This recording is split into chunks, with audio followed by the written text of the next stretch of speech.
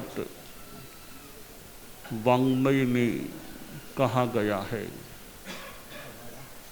दुल्हे खलु मानुषे भवे चिरकालेन सब्ब पाणिनम गाढ़ाय विवाग कम्मुणो समयम गोयम मा पमाये। मनुष्य जन्म को दुर्लभ बताया गया है। 84 लाख जीव योनियां बताई गई हैं। उनमें यह मानव जन्म मिलना मुश्किल बताया गया है, दुर्लभ है। परंतु हमारे लिए तो अभी वह उपलब्ध है। दुर्लभ होगा पर हमारे लिए आज वह वर्तमान में सुलभ है, उपलब्ध है।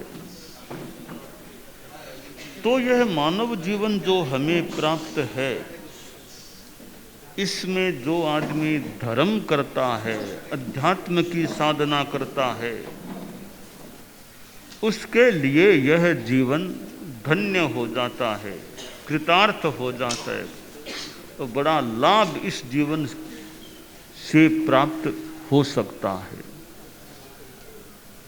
इस मानव जीवन में भी जो धोखाधड़ी, हिंसा आदि चोरियां, पाप करता है, व्यसनों में आसक्त रहता है, तो मरने के बाद वापिस कब ये मानव जीवन मिलेगा, कहना कठिन है। इंसान के पास 5 इंद्रियां हैं, दिमाग होता है, और इंसान अपनी इस शरीर की शक्ति से, शरीर से जो साधना कर सकता है, वह साधना दूसरा कोई प्राणी नहीं कर सकता। जो साधु बन जाता है इस जीवन में, वो तो बहुत ही ऊंचा बड़ा आदमी बन जाता है कि साधु बन गया, परिग्रह को छोड़ दिया, हिंसा आदि आश्रमों का त्याग कर दिया, वह दुनिया का बड़ा आदमी होता है। बड़ा आदमी होने का अनेक संदर्भ, संदोह हो सकता है। कोई राजनीति में बहुत बड़ा आदमी है तो वह भी बड़ा आदमी तो है, कोई समाज में बड़ा आदमी है, परंतु जो सद्गुणों से बड़ा है वह बहुत बड़ा आदमी होता है।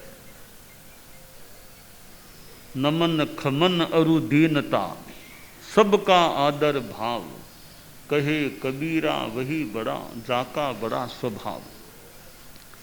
कि बड़ा वह है जिसका स्वभाव बड़ा है, अच्छा है, उत्तम है, जिसमें नम्रता है, क्षमाशीलता है, भक्ति भाव है, आराध्य के प्रति, सबके प्रति सद्भावना है, आदर भावना, सद्भावना है, वह आदमी बड़ा है। भले कोई ऊंचे पद पर नहीं है, फिर भी वह बड़ा आदमी होता है।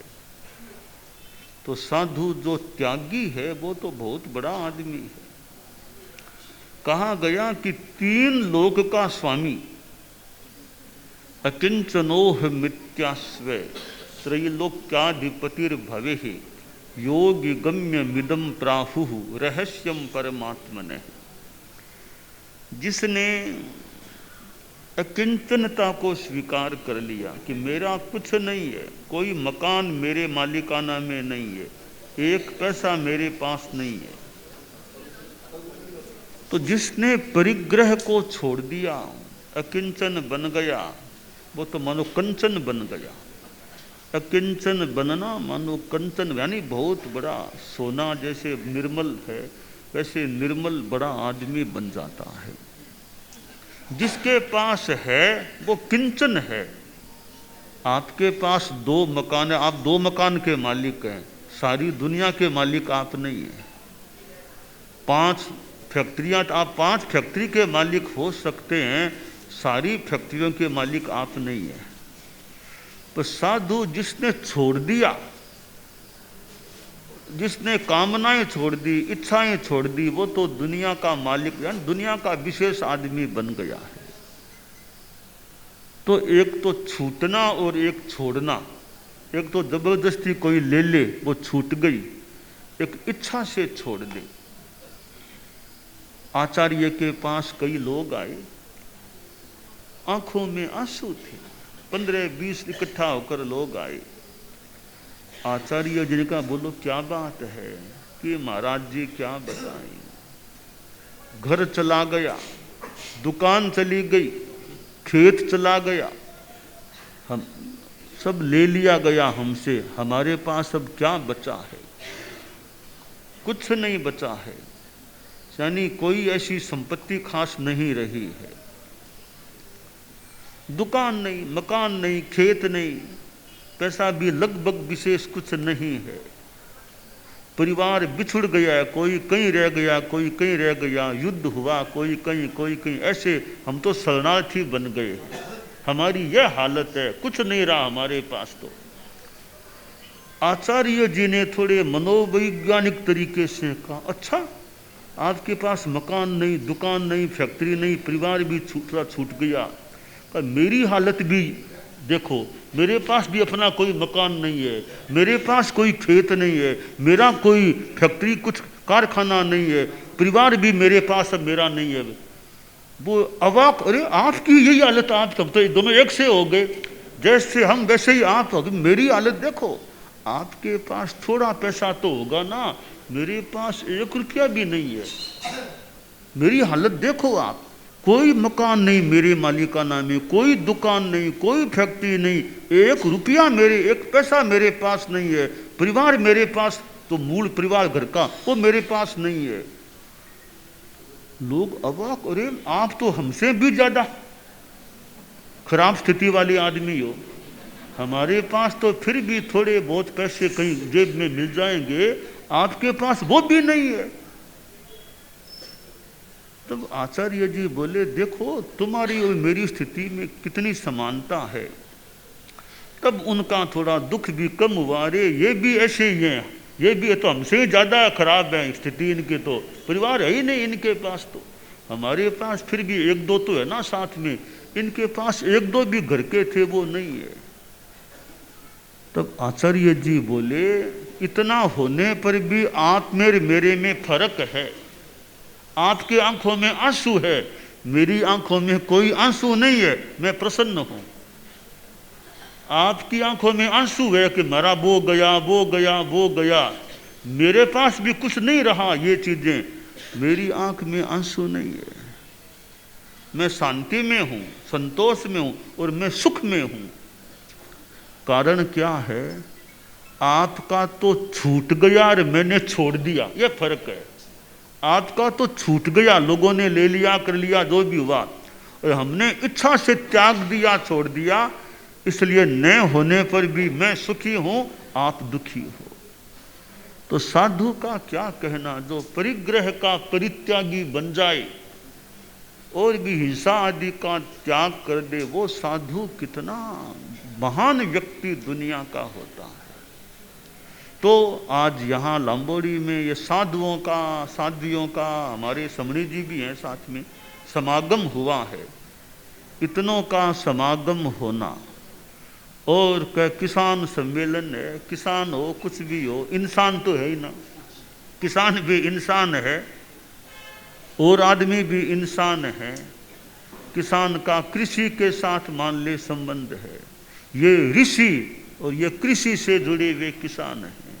भारत में कृषि प्रधानता हो सकती है, तो ऋषि लोग, साधु लोग भी भारत में हैं।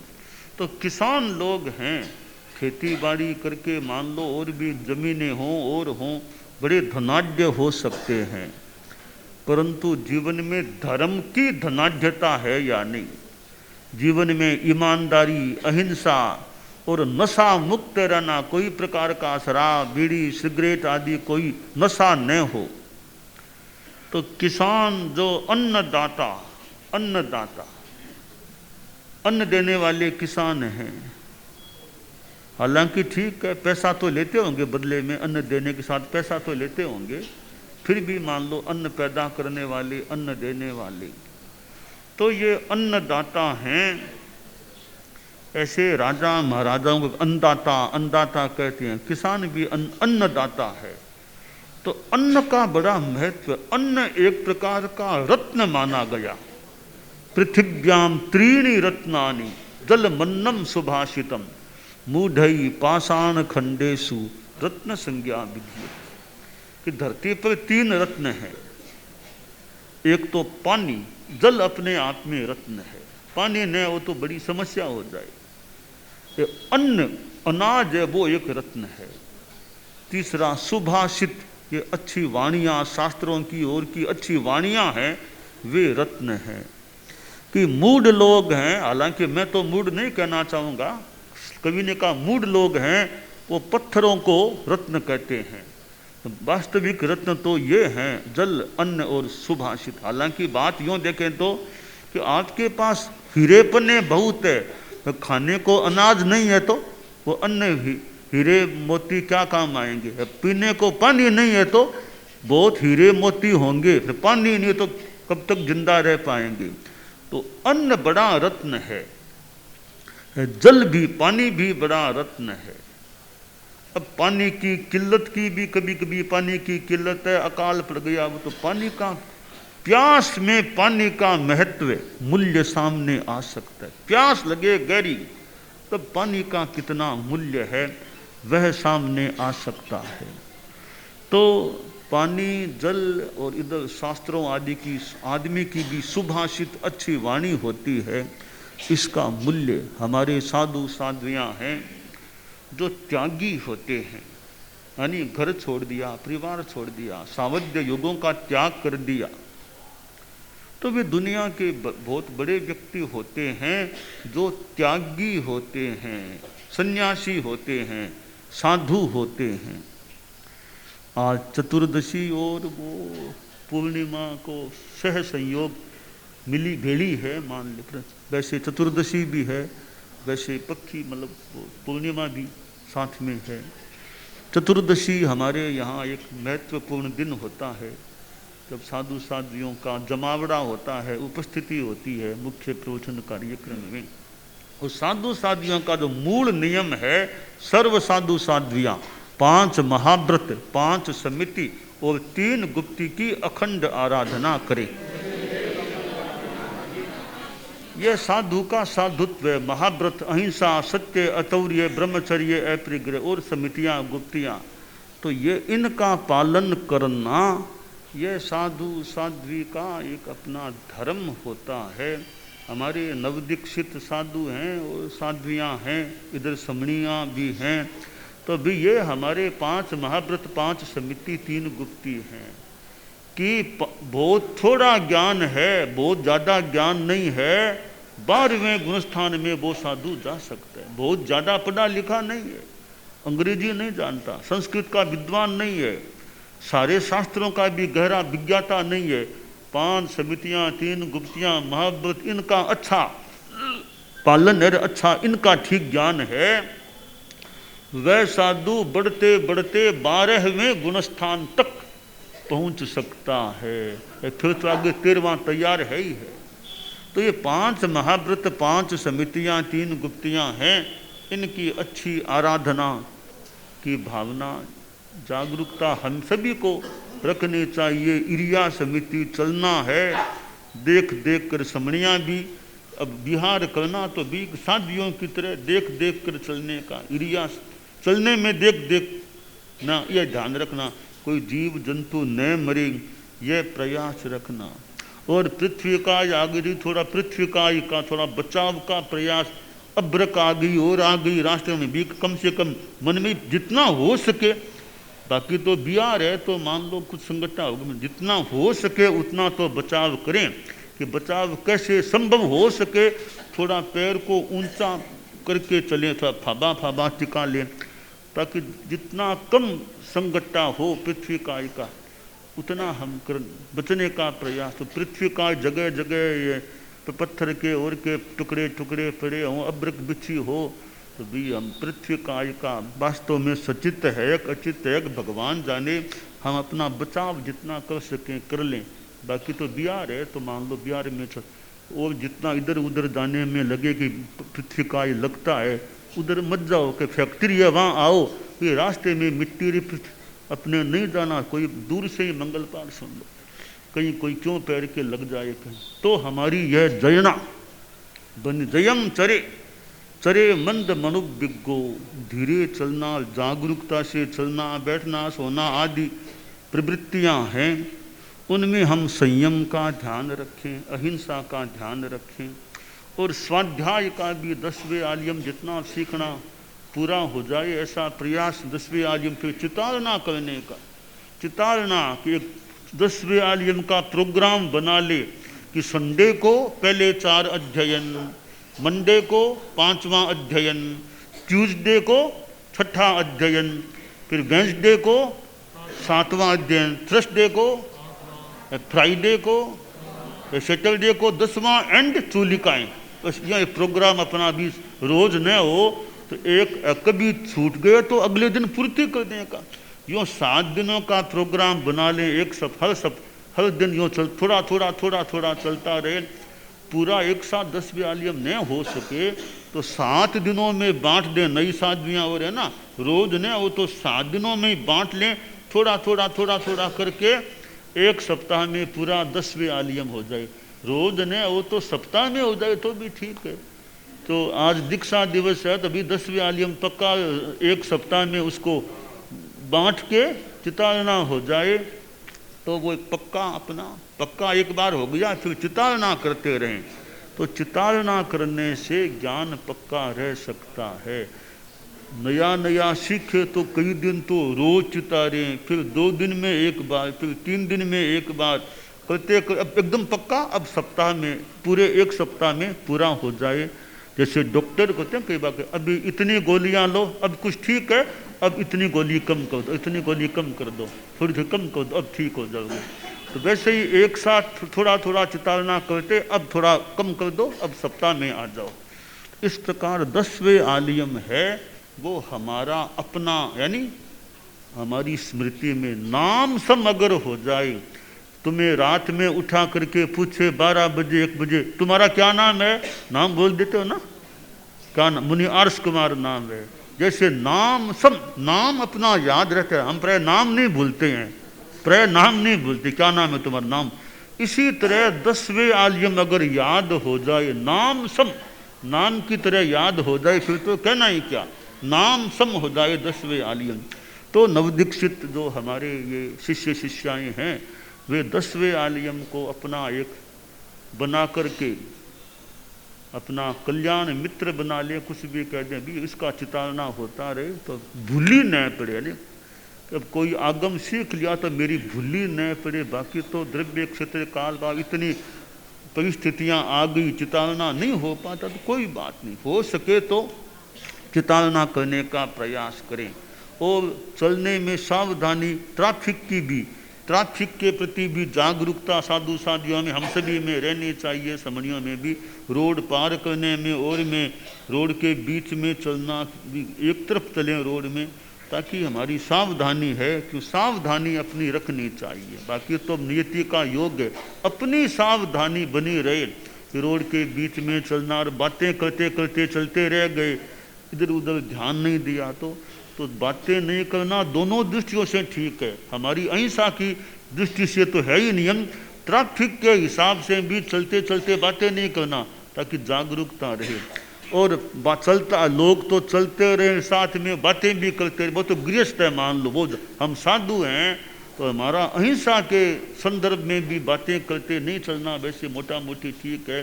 ट्रैफिक के हिसाब से भी जागरूकता, हमारी रोड पार करने में जागरूकता रहनी चाहिए। यातायात के जो नियम हैं मोटा मोटी उनके प्रति हमारी जागरूकता बनी रहे। तो यह चलने में, इसी प्रकार बोलने में क्या बोलना क्या नहीं बोलना, और गोचरी करने में हमारा जो भी विधि विधान यथा मतलब जागरूकता भी हमारे गोचरी के नियम हैं। वस्त्र पात्र लेने रखने में जागरूकता, उत्सर्ग में जागरूकता, किवाड़ खोलना पड़े खोलना, वो तो देख देख करके छिपक ली, और कोई जीव जंतु तो नहीं है ना, देख प्रमार्जन प्रतिलेखन करके वो, ताकि कोई जीव जंतु की हिंसा नहीं हो जाए। यूँ हमारी चर्या में जागरूकता, 3 गुप्तियाँ, मनोगुप्ति, वाग गुप्ति, काय गुप्ति, मन का संयम, वाणी का संयम, काय का संयम, ये सब संयम हमारे में रहे। और ये बिहार यात्रा करना, चलना, सर्दी में और में चलना, सुबह शाम और कभी दोपहर में, तो इसमें भी मन में शांति ऐसा नहीं कि क्या जीवन है, चलो सुबह चलो फिर चलो सुबह चलो, ये हमारी चर्या है, बिहार चर्या कह दें। इसमें भी बहुत अभी सर्दी है तो अपने बहुत गर्मी भी नहीं है, पर चलना पड़ता है। कभी मेवाड़ में ऊंची नीची रास्ते ऊंचे नीचे आते हैं, आरोह अवरोह आते हैं। आरोह अवरोह ये तो रास्ते के हैं, इनसे बड़े आरोह अवरोह जीवन में आ सकते हैं। ये तो सड़क के आरोह अवरोह हैं, जीवन में भी आदमी के कभी आरोह कभी अवरोह आ सकते हैं, उनमें भी शांति हमारी बनी रहे। अवरोह आ गया, आरोह आ गया, कभी कठिनाई आ गई, कुछ आ गई, मानसिक कठिनाइयाँ आ गई, शारीरिक कभी मान लो आ गए, तो उसमें भी समता शांति सहन करने की भाव। तो नवदीक्षित साधु साध्वियाँ समणियाँ है चर्या के प्रति, स्वाध्याय के प्रति और विनय व्यवहार हमारा। हमसे जो बड़े हैं, हमसे जो बड़े हैं, who are elder than you, जो आपसे तुमसे बड़े रत्नाधिक हैं, तो बड़ों के प्रति हमारा रयणाधिक मुनि नो विनय करो, अविनय अपलक्षण मकरो ललना जनरो लफरो मति मंतमु। तो ये रत्नाधिक हैं, उनके प्रति विनय रखना, वंदना करना, रास्ते में मिले तो मठेड़ वंदना कर लेना, तो बड़ों के प्रति हमारा। और जो पदे न बड़े हैं, बड़े एक तो पर्याय में, एक पदे न बड़े हैं, पद में जो मुख्य मुनि तो वो पद से मान लो, दीक्षा में कईयों से बड़े नहीं भी हैं, तो पदे न बड़े तो यथा योग्य, बाकी तो मुख्य मुनि रत्नाधिक संतों को वंदना करें वो है, पर पद के अपने हिसाब से जो औचित्य हो, ये मुख्य मुनि है तो साध्वी प्रमुखा जी हैं, साध्वी वरिया हैं, तो पदे न इनका तो दीक्षा प्रेम छोटे भी हैं, तो उस हिसाब से तो ये वंदना करें, इनसे बड़ों को ये वंदना करें, वंदना करने का कर्तव्य इनका है। बड़े हैं वो अपने ढंग से सम्मान रखें, सम्मान करें। तो ये दोनों ही बातें हैं कि भी जहाँ और व्यवस्थागत बात है वहाँ तो पदेन वाले वो यथा योग्य यथा विधि बड़े हैं, चारित्र के हिसाब से वो बड़े हैं, इसलिए चारित्र में बड़े हैं। तो तिखु तो बोलना है तो पदेन वाले बोलेंगे बड़ों के लिए, उनके लिए आवश्यक नहीं है वो तिखु तो बोले। रत्नाधिक संत है मान लो, तो मुख्य मुनि से बड़े हैं तो तिखुतों से वंदना करना तो मुख्य मुनि का धर्म है। बड़ों का यह नहीं है, कर्तव्य नहीं है कि, यानी जरूरी नहीं है कि वो कोई तिखुतो बोल के वंदना करे, वो बड़े हैं, इस संदर्भ में वो वंदना लेने के योग्य हैं, न कि वो देने का, पर फिर भी अपना सम्मान जो करे वो एक अलग सम्मान की विधि है। तो हमारे यहाँ रत्नाधिक का अपना महत्व है। गुरुदेव तुलसी को भी मैंने तो देखा है, गुरुदेव तुलसी को आंखों से देखा हुआ याद आ रहा है। बड़े संत नीचे विराज के वंदना करते थे, नीचे विराज कर वंदना करते, बाकी तो अनुशासन उनका था। वंदना करने की जहाँ बात है वहाँ गुरुदेव तुलसी नीचे विराज कर वंदना, और कभी थोड़े विनोद में और में मोटा पुरुषा या कभी कभी थोड़े बड़े संत मोटा पुरुषा या थोड़ा सा यहाँ मान भी हो गया, थोड़ा विनोद के हिसाब से। अनुशासन की बात है तो एक कोई बड़े संत, उनसे बड़े गड़बड़ी करोगे तो मैं दूर से ही दान दे लूँगा, देख लेना कोई गड़बड़ी की है तो। यहाँ तो बड़े संतों को भी यूँ फरमाते, क्योंकि अनुशासता तो वही है ना, भले दीक्षा में छोटे अनुशासता हैं, तो वे बड़े संतों को भी अपने ढंग से, क्योंकि वे वंदना की टाइम भले नीचे बैठ के वंदना कर लें, पर बाद में अनुशासन की बात कहीं आती है तो वहाँ गुरुदेव तुलसी का अपना एक क्रम था। वो कोई बड़े संत है, वो कोई व्याख्या आर के समय कोई आ गए होंगे, वो कोई बाहर से आए थे, आर के समय कोई आ गए होंगे बीच में, तो गुरुदेव संभवतः नीचे विराज के बनना। नहीं नहीं, आप नीचे, आप ऊपरी, आप कभी क्यों, आप अभी क्यों नीचे विराजते हुए ना? गुरुदेव ने क्या, आप बीच में आए क्यों, फिर आप क्यों बीच में आए? अभी आपका आर के टाइम आप नीचे क्यों विराजते, तो आप बीच में आए ही क्यों अभी? इसलिए कई बड़े संत ध्यान रखते हैं कि जो व्याख्यान में आचार्य हैं तो भी कई बार बीच, बड़े संत है वो व्याख्यान के दौरान नहीं आके वो बाद में बनना करते हैं। अब आहार कर रहे हैं उस टाइम बड़े संत आ जाएं बाहर से तो उनको बीच में आ छोड़ना पड़े, तो वो कभी बीच में आए क्यों आ, फिर अब मुझे कह रही हो तो आ गए तो मेरा कर्तव्य आपको पहले मैं वंदना करूँ। अब तो इसलिए रत्नाधिक का अपना महत्व है। जो भी दीक्षा पर्याय में बड़ा है, चारित्र में बड़ा है, वो बड़ा भाई हो गया। बड़ी बहन बड़ा भाई कह दे तो वो बड़े हैं। तो इसलिए उम्र में भले बड़े हैं पर पर्याय में जो बड़े वो वंदनीय हो जाते हैं। तो हमारे नवदीक्षित संत हैं कि जो बड़े संत हैं, बड़े संतों को वंदना करना, उनका उम्र में भले बड़े हैं तो ये उम्र में भले छोटे होंगे, दीक्षा में बड़े हैं तो वंदना वो उम्र में बड़े वाले करें, क्योंकि ये दीक्षा पर्याय में ये बड़े हैं। तो ये हमारी विनय की व्यवस्था है। जो एवं धम्मस्य विनयो मूलम, धर्म का मूल विनय है। तो पदे ने बड़ा है उसका उस हिसाब से महत्व है, और पर्याय में बड़ा है उसका उस हिसाब से महत्व है, और ज्ञान में जो बड़ा बहुत अच्छा ज्ञानी है वो ज्ञान के हिसाब से मान लें एक दृष्टि से बड़ा है। वो पढ़ाने वाले है तो छोटा दीक्षा पर्याय में है पढ़ाने वाला, तो वो ज्ञान के हिसाब से मान लें बड़ा है। तो यह हमारा विनय हम सब में रहे। रत्नाधिक का हमारे यहाँ विशेष विधान है, रायणीयेषु विनयम पहुँचे, रत्नाधिकों में विनय करना। तो ये हाजिरी आज का दिन है, हम सभी में अच्छी आचार विचार के प्रति हम सभी में जागरूकता रहे, यह काम्य है।